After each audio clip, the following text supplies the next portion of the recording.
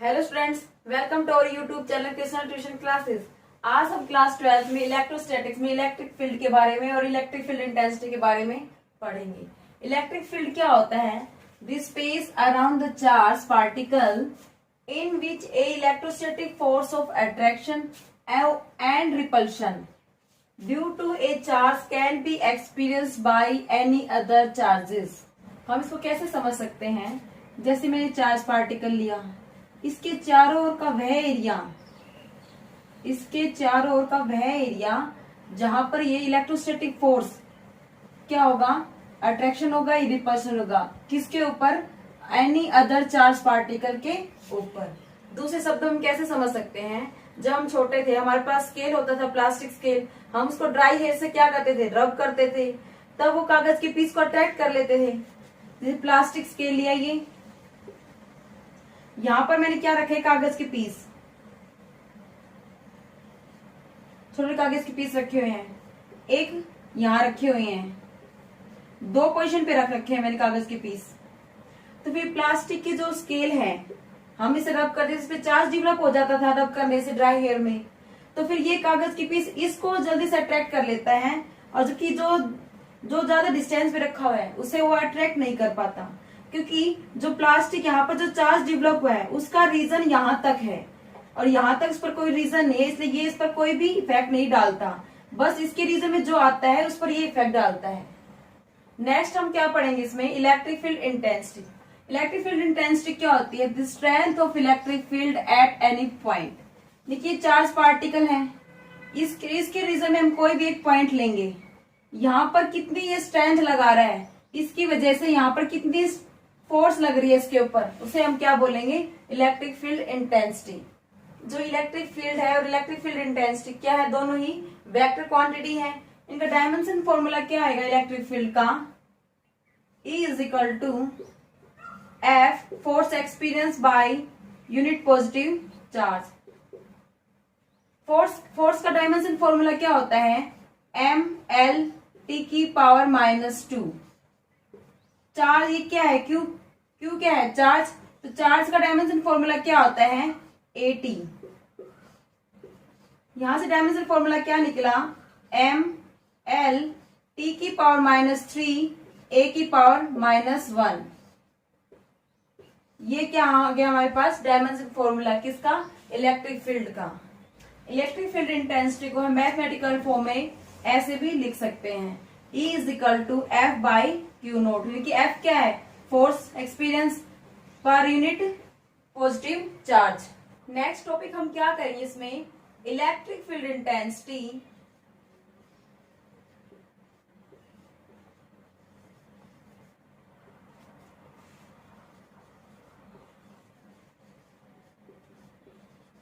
Electric field intensity निकालेंगे due to a point charge.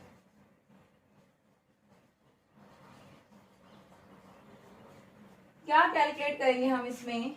कि electric field intensity हमें find out करनी है किसी पॉइंट चार्ज की वजह से।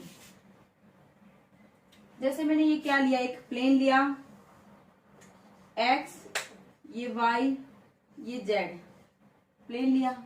यहां पर मैंने एक चार्ज लिया क्यू, जब मैंने डिनोट किया क्यू से।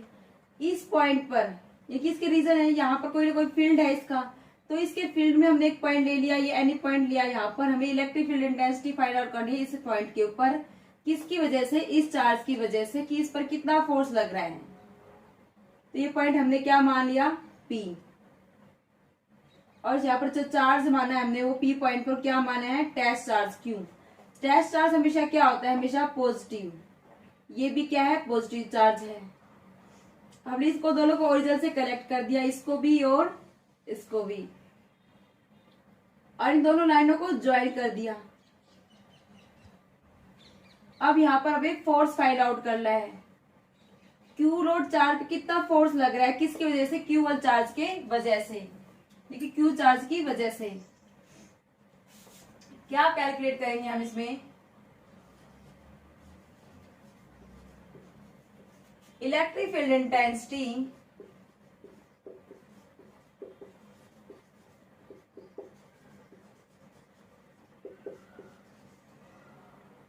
at any point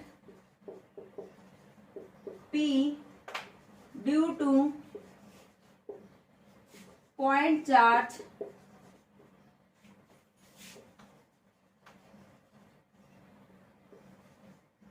Q। देखिए electric field intensity find out करेंगे P पॉइंट के ऊपर, किसकी वजह से, Q चार्ज की वजह से, कि कितना फोर्स लगा रही है P पॉइंट के ऊपर। दोनों चार्ज क्या है, पॉजिटिव, तो इन दोनों के बीच में क्या है, रिपल्शन हो रहा है। O पॉइंट से Q1 के जो पोजीशन वेक्टर क्या माना हमने, R1, और O पॉइंट से Q नोट का जो पोजीशन वेक्टर हमने क्या माना, R नोट, और Q से और Q नोट के जो डिस्टेंस है वो कितनी मानी, R10। तो यहाँ पर हमें क्या कूलॉम्स लॉ अप्लाई करेंगे, यहाँ पर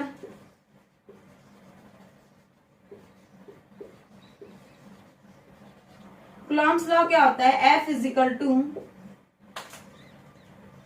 1/4πε0, दो प्रोडक्ट का चार्जेस का प्रोडक्ट क्या है, Q और Q नोट, और उनके डिस्टेंस का स्केयर, तो डिस्टेंस क्या है, R10 का स्केयर।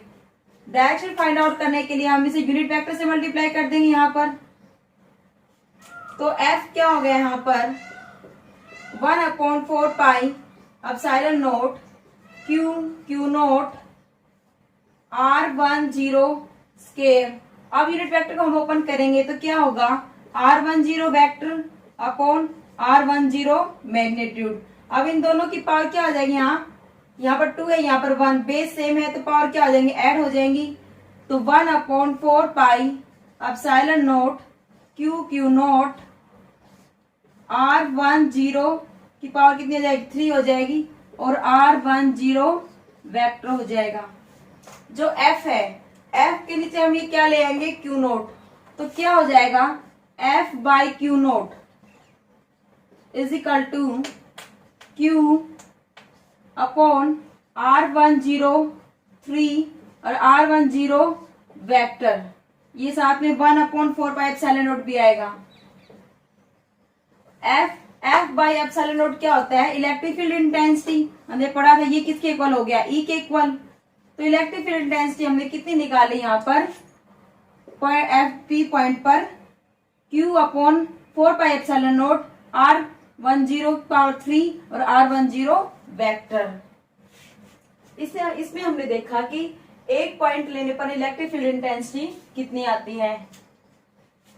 यदि हम एक पॉइंट चार्ज ना लेके मल्टीपल चार्जेस ले लें या ग्रुप ऑफ चार्ज ले लें, तब एक पॉइंट से हम इस पॉइंट से मल्टीपल चार्ज लेने पर तब इलेक्ट्रिक फील्ड इंटेंसिटी कितनी होगी, ये फाइंड आउट करेंगे।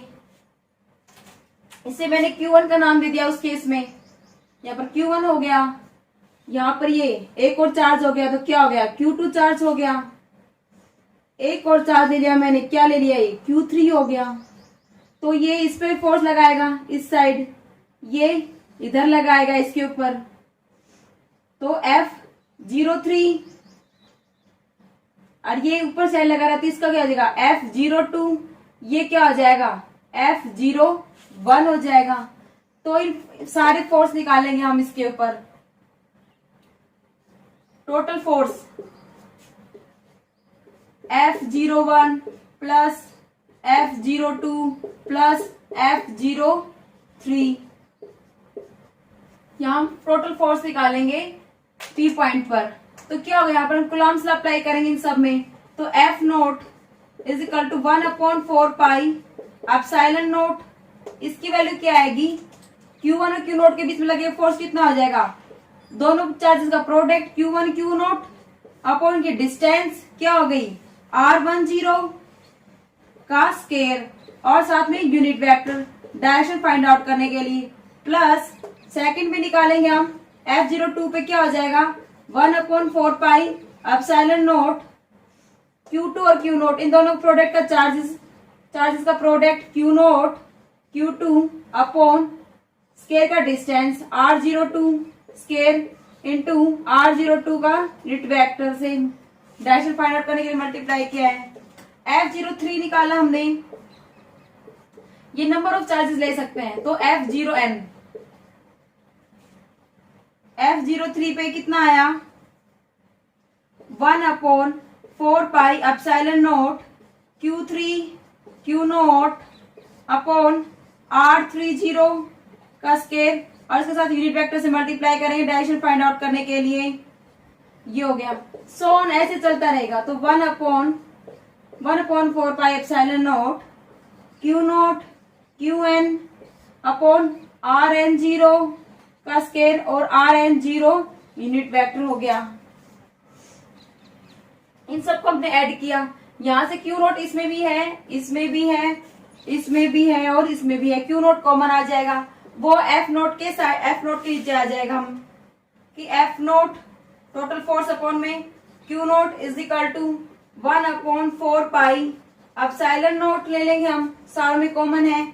Summation of I is equal to 1 to n दिया है। तो फिर क्या QI यदि 1 रखेंगे तो ये आ जाएगा, 2 रखेंगे तो ये वैल्यू आ जाएगी, 3 रखेंगे तो ये आ जाएगा, n वैल्यू रखेंगे तो QN मिल जाएगा अपॉन RI0 स्केयर। यहाँ भी हम 1 रखेंगे तो ये वैल्यू आ जाएगी, 2 रखेंगे आएगी जगह तो ये वैल्यू आ जाएगी, 3 रखेंगे तो ये वैल्यू आ जाएगी, 4 रखेंगे तो 4 भी आ जाएगी, n रखेंगे तो n वैल्यू आ जाएगी। फिर यूनिट वेक्टर लिखेंगे हम RI0, 1 रखेंगे तो ये वैल्यू, 2 रखेंगे तो ये, 3 रखेंगे तो ये, n वैल्यू रखेंगे तो ये आ जाएगा। हम यूनिट वेक्टर को हम वेक्टर की फॉर्म में लिखेंगे 1/4πε0 F0 अपॉन Q0 क्या हो गया electric field intensity, total electric field intensity हो गई।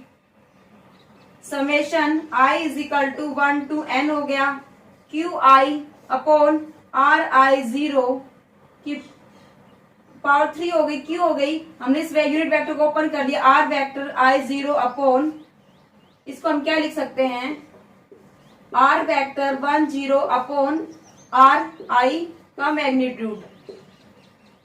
तो ये क्या पावर क्या हो जाएगी 3 हो जाएगी और ये R वेक्टर की फॉर्म में आ जाएगा। तो electric field intensity due to multiple charges या ग्रुप ऑफ चार्जेस की वजह से हमने electric field intensity find out की है। ये इसका रिजल्ट आया है। यदि आप इसकी वैल्यू लिखना चाहे दूसरी फॉर्म में R10 की, तो आप क्या लिख सकते हो यहाँ पर R10 कैसे लिख सकते हो R0 माइनस R1। उसी तरह R20 को आप कैसे लिख सकते हो R0 माइनस R2। R30 को कैसे लिख सकते हो वेक्टर फॉर्म में। यहाँ पर मैंने यूनिट वेक्टर ओपन किया तो क्या आ गया था वेक्टर अपॉन मैग्नीट्यूड उसका, तो इसको हम कैसे लिख सकते हैं R0 माइनस R3। तो सिंपली हम इसको यहाँ पर कैसे लिख सकते हैं इस वैल्यू को भी E is equal to 1/4πε0 summation of I is equal to 1 to n QI upon R0 minus RI की पावर 3 R0 माइनस RI। देखिए 1 रखेंगे तो ये वैल्यू आ जाएगी, 2 रखेंगे तो ये वैल्यू आ जाएगी, 3 रखेंगे तो ये आ जाएगी, n वैल्यू रखेंगे तो n वैल्यू आ जाएगी कि ये इसका रिजल्ट हो गया। चाहे आप इसको ऐसे भी लिख सकते हो और इसको ऐसे भी लिख सकते हो, दोनों ही फॉर्म में ये क्या है अप्लीकेबल है। नेक्स्ट टॉपिक हम क्या करेंगे calculate rectangular components of electric field E at any point P। Electric field intensity निकाल रहे हैं रेक्टेंगुलर कंपोनेंट की किसी एनी पॉइंट P के ऊपर। जैसे मैंने 2 चार्जेस लिए, यहाँ पर एक ओरिजिन पे लिया Q चार्ज लिया और P पॉइंट मैंने क्या माना यहाँ माना, जहां पर हम इलेक्ट्रिक फील्ड इंटेंसिटी निकालेंगे किसी एनी पॉइंट P पे। ये मैंने P पॉइंट यहाँ जिम किया। रेक्टेंगुलर कंपोनेंट है तो उसमें एक्स वाई जेड प्लेन भी होंगे, उसने नाम दिया है रेक्टेंगुलर कंपोनेंट का। तो फिर OP क्या आ गया यहाँ पर हमें, जो P डिस्टेंस क्या है R। फिर उसे रेक्टेंगुलर कंपोनेंट में लिखेंगे XI plus YJ plus ZK। अब ये दोनों क्या है, यहाँ पर जो PP में जो चार्ज दिया है वो यूनिट पॉजिटिव चार्ज दिया है 1। क्या लिया है यूनिट पॉजिटिव चार्ज। तो कूलॉम्स लॉ अप्लाई करेंगे, दोनों के बीच में रिपल्सन होगा। तो कूलॉम्स लॉ अप्लाई किया तो क्या हो गया 1/4πε0 F इज इक्वल टू 1/4πε0 दोनों चार्जेस का प्रोडक्ट, तो क्या हो गया 1 इंटू क्यू अपॉन डिस्टेंस क्या है यहाँ पर आर स्केयर, इनकी डिस्टेंस आर है तो उसका स्केयर, और इसको यूनिट वेक्टर से मल्टीप्लाई करें इसकी डायरेक्शन फाइंड आउट करने के लिए। तो ये यूनिट पॉजिटिव चार्ज है, ये इसके नीचे आ जाएगा F/1, तो क्या हो जाएगा ये E के बराबर हो जाएगा। इस तो फिर आगे क्या लिखेंगे 1/4πε0 Q upon R square, direction find out करने के लिए यूनिट वेक्टर से मल्टीप्लाई किया है तो आर की पावर 3 अपॉन आर वेक्टर, इसको ओपन कर दिया हमने, इस फॉर्म में आ गया। अब इनकी वैल्यू हम यहाँ से पुट कर देंगे आर वेक्टर की ये, और इसका मैग्नीट्यूड निकालेंगे हम यहाँ से, तो क्या आ जाएगा √x + y + z, ये इसका मैग्नीट्यूड आ गया यहाँ पर। इनकी वैल्यू हम यहाँ पर पुट कर देंगे, हमें क्या मिलेगा 1/4πε0 Q xi + yj + zk upon x + y + z की पावर 3/2। अब इन्हें अलग अलग फॉर्म में लिखेंगे। ex की वैल्यू लिखेंगे हम, क्या आएगी x की value 1/4πε0 Q x upon x + y + z की पावर 3/2। इसी तरह हम EY की वैल्यू निकाल सकते हैं, उसके साथ y कंपोनेंट आ जाएगा, और EZ की हम वैल्यू निकाल सकते हैं, उसके साथ z कंपोनेंट है, z कंपोनेंट है जिसके साथ एच वैल्यू आ जाएगी। जैसे हमने EX की वैल्यू निकाली है इसी तरह हम y की और EZ की वैल्यू निकाल सकते हैं।